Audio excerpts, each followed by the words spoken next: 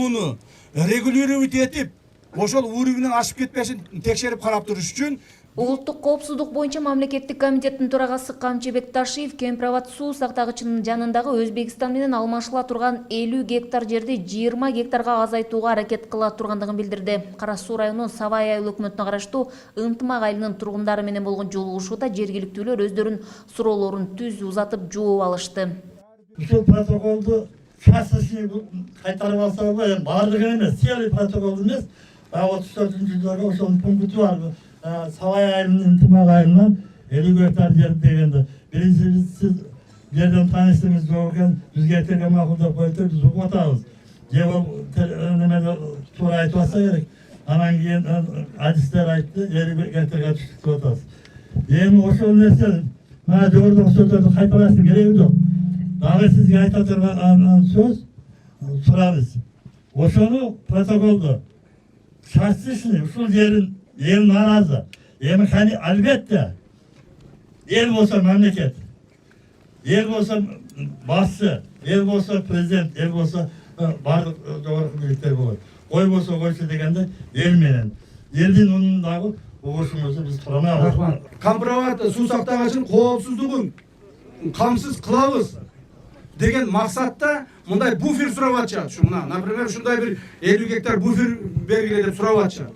Мына аксакал айтып атпайбы, 100 гектар десе сен берип коем депсин, андагын билбей калыпсың деп. Бул баягы провокаторлор чыгарган сөздөрү туугандар. Мен дагы бир жолу айтайын, 100 гектар эмес, 1 сотук жерди бирөөгө бере албайбыз биз. Сиздин өзүңүздүн сөзүңүз жоккондагы сөзүңүз. Мен дагы бир айтайын, угуп туруң аба, угуп туруң. Себеби мына сизге окшотуп мен мына жалпак тил менен элге түшүндүрүп атам. Бая айтпадымбы? Бая айтпадым. Булар бизден 100 гектар сурады дедим. Сурады булар бизден 100 гектар, туура. Анан биз башында мен болуп, жана башкаларыбыз болуп, башында берсек кандай болот деп сүйлөшсөк, специалисттер келип, Кара Суу районунун госрегистрге келип, облустун заң губернатору келип айтты, 100 гектар болсо деди, о, элдин огородторуна чейин чыгып кетет. Болбойт деди. Андан көрө 50 гектар болсо азайтсак, эки эсе азайтсак. Ошондо мына водохранилищенин тегереги гана ушуна кирет деп кайтты. Ушул гана сөз. Ошол сиз айткан Арашанын Кара Суунун чекесинен биздин Кара Суу шаарынын, Кара Суу районунун 1,5 гектар жери бар. Көсөйсүн дагы токтоп койсоңуз болот. Шеверниктеги жерде Барак айылында. Барак айылда 208 гектар жер бар эле. Азыр Акташтан 100 гектар жер алыпсыздар. Сиз кече өзгөн айткан сөзүңүздө бизге жазылды 100 гектар дедиңиз. 100 гектар Кара Суу эмесен дедиңиз. Эми ошондо Өзбекстан 208 гектар Барактагы жер үчүн Акташтан 100 гектар берсе, Кара Суудан 100 гектар берип атат. Биз бул жердин рельефин мен чындап билген эмесмин. Бул жердин рельефи кандай? Тегиз жерби, адыр жерби, же сугат жерби? Так. Бирок, урматтуу угандар, ар бир жердин мына башка точкаларды биз тактап алып барганбыз. А бул жер боюнча булар сунушу киргизди. Биз буларга встречный сунушубуз биз дагы киргиздик. Так. Ошентип отуруп гана такталат. Буга чейин Кара Суу районунун Ынтымак айылынын тургундары Кемпирабад суу сактагычынын жанындагы 50 гектар жерди Өзбекстанга алмашылышына каршылыгын билдирип келишкен. Алар Кара Суу райондук мамлекеттик администрациясынын жанына нарызчылыкка чыгышкан. Жыйынтык болбогондугун айткан эл 3 күн мурда аталган аймакка бооз үй тигип, мамлекеттик туу илип, УКМКнын төрагасы Камчы Бекташиев өзү келишин талап кылып жатышкан. Мына жерди Өзбекстанга бербейбиз деп чыктык. Биз мына жерде жашайбыз ана.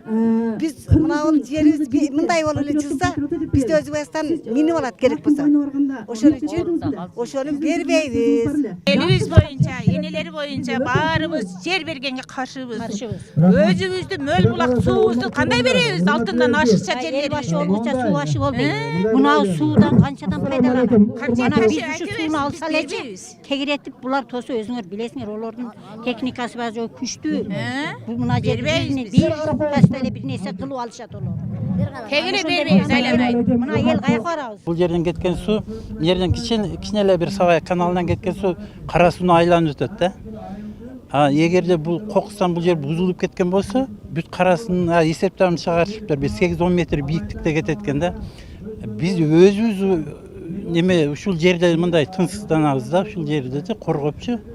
Аны ушул жерде эми 50 гектар жерди берип койгону эми туура эмес болуп калды да. Себеби мына айылда мына ташарык деп 100 гектардан 100 километрден ашык жерден келет.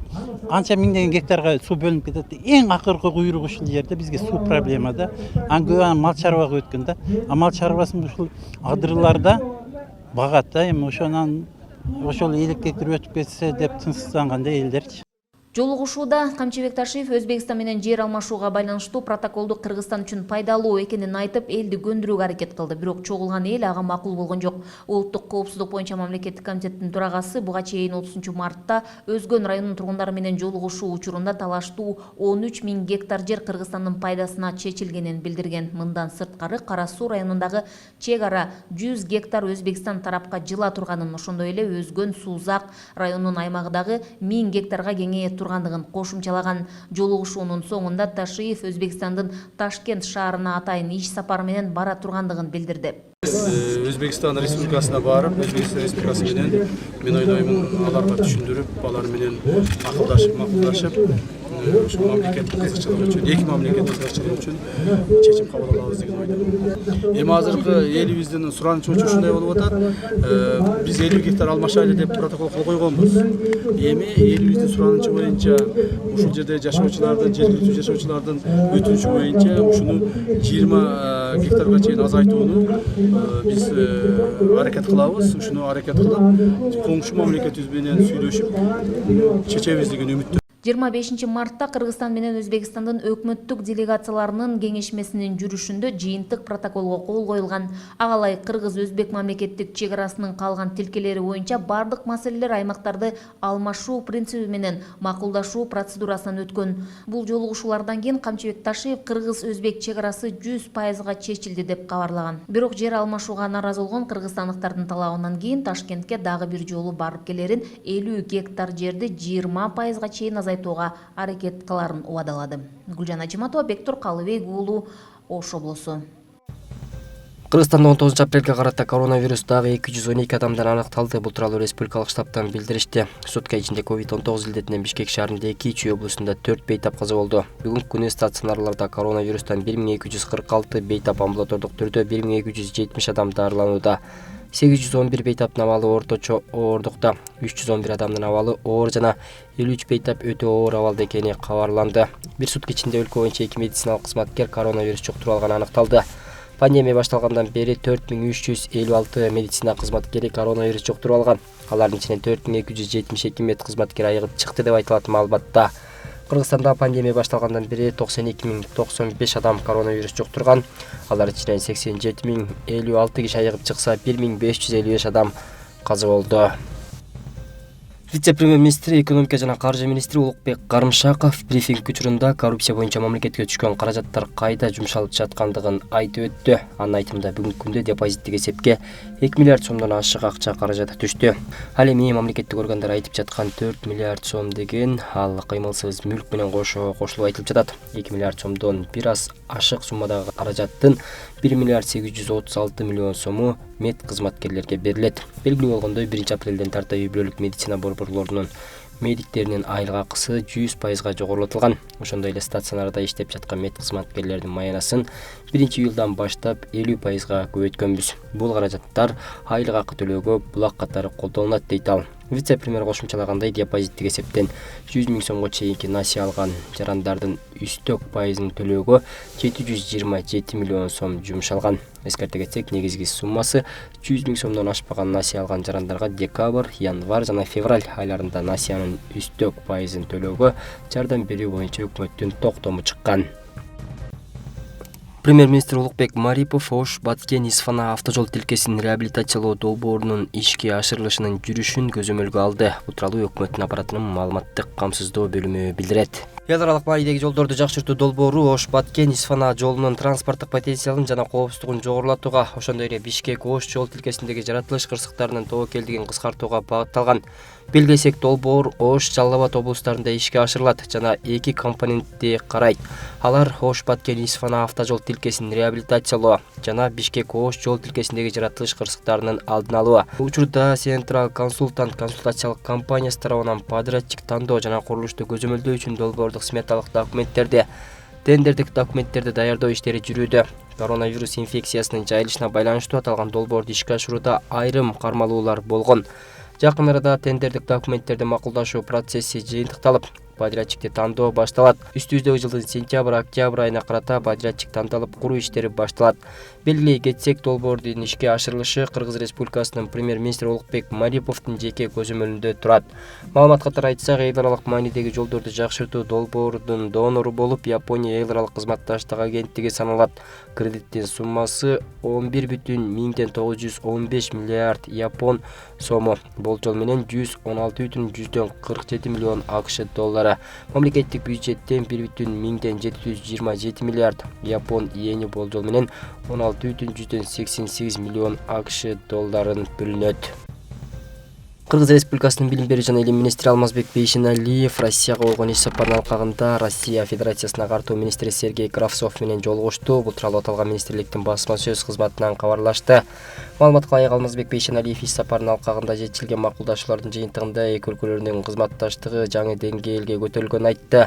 Жолугушуунун жүрүшүндө Кыргызстанда курулуучу макулдашылган 10 билим берүү комплексинин үчөөсүнүн каржы маселеси чечилди. Биринчи комплекс Ош облусунда, экинчиси Чүйдө, ал эми үчүнчүсү Ысык көл облусунда курулат. Калган билим берүү комплекстери этап менен курулмакчы. Бейшеналиев менен Кравцовдун буга чейин жолугушуусунун жыйынтыгында кол коюлган протоколдун алкагында төмөндөгүдөй иштер жүргүзүлүүдө. Билим берүү уюмдарын куруу долбоорун аныктоодогу техникалык документация менен байланыштуу бардык суроолорду талкуулоо, Россиянын табияттануу жана физика-математикалык багыттагы предметтер боюнча билим берүүдөгү санариптик ресурстарын пайдалануу жана адаптациялоо жана андан ары кыргыз тилине которуу жөнүндө келишимдин долбоорун талкуулоо жана кол коюу, кыргызстандык окуучуларга жайкы лагерди уюштуруу. 2021-жылдын башында эсептөөлөр боюнча Кыргызстандын туруктуу калкынын саны 6,637,000 адамды түздү деп билдирет Улуттук статистика комитетинин басма сөз кызматы. Ведомствонун маалыматы боюнча туруктуу калктын 3/1 34% шаар жерлеринде, ал эми 3/2 66% айыл жерлеринде жашашат. Жалпы калктын 3/1 көбү 35% балдар жана өспүрүмдөрдү түзсө, 57% эмгекке жарамдуу адамдар жана 8% эмгекке жарактуу курактан жогоркулар. Өлкөдө жалпысынан 100дөн ашык улуттун өкүлдөрү жашайт. Анын ичинен эң көбү 2021-жылдын башындагы маалымат боюнча кыргыздар түзөт. Ал 4,836,000 адам. Жалпы 73,8% түзөт. Өзбектер 985,000 адам, 14,9% жана орустар 341,000 адам. Жалпы калктын 5,2% түзөт. 20 апрелде күндүз жана 21-22 апрелдерде аба ырайынын кескин өзгөрүлүшү күтүлөт. Бул тууралуу Кыргыз гидромет борбору билдирет. Маалыматка ылайык, көпчүлүк аймактарда мезгил менен жаан жаашы. 22 апрелде түнкүсүн Чүй, Талас, Ысык көл, Нарын облустарынын дыйканчылык аймактарында жаан карга айланышы, тоолор райондордо кар жаашы күтүлөт. 21 апрелде түнкүсүн Чүй, Ош, Жалал Абад облустарынын кээ бир райондорунда, 21 апрелде күндүз Чүй, Талас, Ош, Жалал Абад, Баткен жана Нарын облустарынын кээ бир райондорунда, 22 апрелде түнкүсүн Чүй, Ош, Жалал Абад, Ысык көл облустарынын кээ бир райондорунда жаан чачын катуу жаашы күтүлөт. Тоолор райондордо жолдор тайгак жана тоңголок болот. Батыштан соккон шамалдын ылдамдыгы секундасына 4-9 метрден, кээ бир райондордо 15-20 метрге жетиши күтүлөт. Абанын температурасы төмөндөйт. Мындай туруксуз аба ырайы жайыттарда малды кармоону, автоунаа, энергетика жана коммуналдык кызматтардын ишин кыйындатат. 22-23 апрелдерде түнкүсүн Чүй облусунун дыйканчылык аймактарында, Ош, Жалал Абад, Баткен облустарынын тоо этектеринде 0-2 градус үшүк, Талас, Ысык көл облустарынын дыйканчылык аймактарында -1-3 градус. 24 апрелде Ысык көл облустарынын дыйканчылык аймактарында -2-4 градус үшүк жүрүшү күтүлөт. Мындай үшүк жемиш бактарынын гүлдөрүнө, бүчүрлөрүнө, гүлдөгөн жер жемиштерге, жерге отургузулган жашылчаларга коркунучтуу. COVID-19 илдети башталгандан бери ар бир маршруттук каттамдарга атайын көрсөтмөлөр бекитилген алгоритм иштелип чыккан. Кайсыл айдоочу же жүргүнчүлөрдү ташыган ишкана талапты аткарбаса, айып салынып, линиядан убактылуу четтетилет. Эпидемиянын толкуну кайрадан жанданганы байкалгандыктан улам ар бир рейстен келгенде кичи автобустар дезинфекцияланып, медициналык каражаттар толукталышы шартталган. Облустун жана каланын транспорттук чийимин көзөмөлгө алган агенттик вирусту жүргүнчүлөрдү ташыган унааларда жайылтпоого түздөн-түз жоопкер. Ага жараша инспектор ар күнү маршруттук акыркы аялдамаларды көзөмөлдөйт. Каланын калкын көп ташыган 107 кичи автобустун айдоочуларына түшүндүрүү чаралары жүргүзүлүп, санитардык эреже бузуу катталса, эскертүүсүз айып салынары айтылды.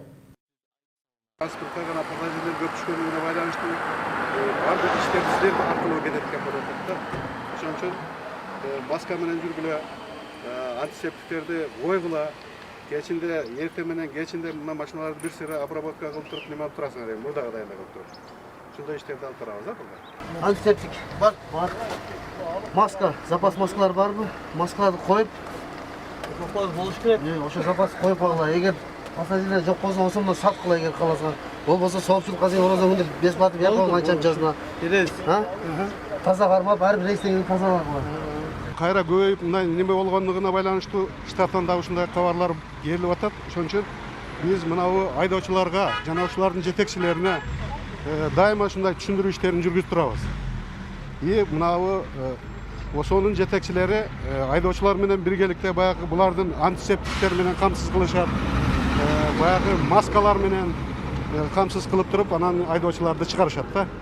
Ошого булар тынымсыз иштерди жүргүзүп турушат. Биз ушу эскертүү иштерин да жүргүзүп турабыз. 75 кичи автобусу бар 107-каттамы Рамазан айынын урматына 30 күн бою кезеги менен жүргүнчүлөрдү акысыз ташууну колго алган. Чектөөлөр орун албаш үчүн айдоочулар бет капсыз жүргүнчүлөрдү албай турган чечим кабыл алышты. Көп учур санитардык эрежени жүргүнчүлөр сактабай, бет кап тагынууну талабы менен чырдашкан жарандар көп экендигин айдоочулар билдирди. Бет капты дарыканадан 10 сомго алып, бет капсыз жүргүнчү чыкса өз наркында сатып алуу сунушу да киргизилген. Бирок тоң моюн эл ага дагы көнбөйт. Озо күндөн башталып инициатива көтөрүп, өзүнүн каалаган добровольный болуп, күнүнө бирден очередь менен бекер каттам катташат. Күнүнө 3 рейс, 4 рейс кылышат. Анан дагы ковидке байланыштуу эртең менен чыгышат, эртең менен келип бир сыра дезинфекция кылышат. Бир рейс барып келгенден кийин дагы обязательно кылышат. Ар рейсте дезинфекция кылып турушат. Анан маскасыз чыгарбайт. Каланын маршруттук каттам көп токтогон аялдамаларда санитардык рейд өттү. Бет кабы жок жүргүнчүлөргө орунун көрсөткүчү көтөрүлгөнү түшүндүрүлдү. Санитардык нормага кайдыгер жана бет капсыз айдоочунун линияга уруксат баракчасы эскертүүсү салынды. Транспорттук кызмат 2 талап менен көзөмөлдөдү. Маршруттук чиймедеги унаалардын техникалык абалы жана тазалыгы каралды. Эскилиги жеткен кичи автобустар алынган. Көзөмөл аялдамага токтогон ар бир унаага да айтылды. Байкалып тургандай, айдоочулар эрежеге дыккат көңүл бурса, ден соолугун эске албаган жарандар көп.